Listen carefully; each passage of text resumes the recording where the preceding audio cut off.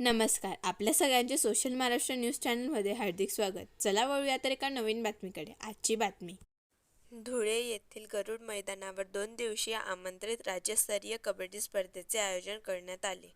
या 2 दिवसीय स्पर्धेसाठी महाराष्ट्रातील संघांसह मध्य प्रदेश, गुजरात येथील संघांनी देखील सहभाग घेतला आहे. छत्रपती शिवाजी महाराजांच्या जन्मोत्सवानिमित्त शहरातील जय हिंद क्रीडा मंडळाकडून मॅटवरील कबड्डी स्पर्धेचे आयोजन करण्यात आले आहे. जिल्हा कबड्डी संघाचे अध्यक्ष माजी आमदार राजवर्धन कदम-बांडे यांच्या हस्ते या स्पर्धेचे उद्घाटन करण्यात आले. खानदेशात पहिल्यांदाच इतक्या मोठ्या प्रमाणात कबड्डी स्पर्धेचे भव्य आयोजन हे करण्यात आले आहे. 2 दिवस चालणाऱ्या या स्पर्धेमध्ये विजयी संघांना रोख स्वरूपात बक्षीस दिले जाणार आहे.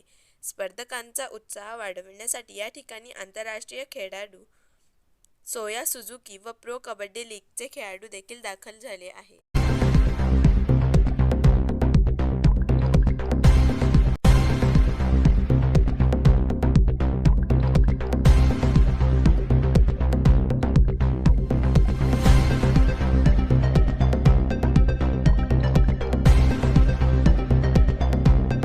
इतिहासातील आजपर्यंत सगळ्यात मोठी कबड्डी स्पर्धा म्हणजे सगळ्यात मोठी रकमेची स्पर्धा मॅटवरील स्पर्धा जैन क्रीडा मंडळाने आयोजित केलेली आहे.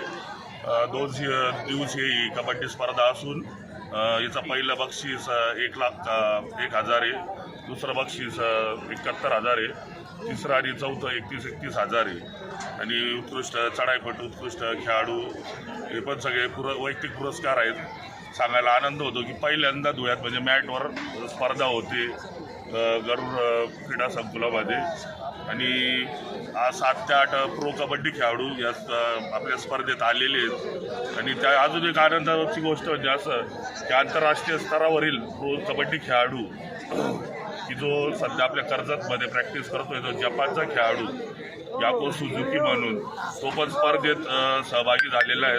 आता पहिली मॅच झाली तर उत्कृष्टतेने खेळाचं प्रदर्शन दाखवलं. म्हणजे जपानमध्ये पण कबड्डी खेळ पोहोचलेला आहे त्यानं दाखवून दिलं बुवा. आणि 2 दिवस आहे. उद्या रात्री बक्षीस समारंभाचा कार्यक्रम होईल. किती संघ यामध्ये एकूण सहभागी आपण निमंत्रित होती म्हणजे आपण इन्व्हिटेशन दिलं होतं. फक्त 16 संघांना इन्व्हिटेशन दिलं होतं. त्यांचे राहण्याची सगळे भोजन वगैरे व्यवस्था सगळी उत्तमरित्या केलेली आहे. थँक्यू. बातमी आवडल्यास चॅनलला लाईक व सबस्क्राईब करा व दररोज अशा नवनवीन बातम्या पाहण्यासाठी चॅनलला फॉलो करा. धन्यवाद.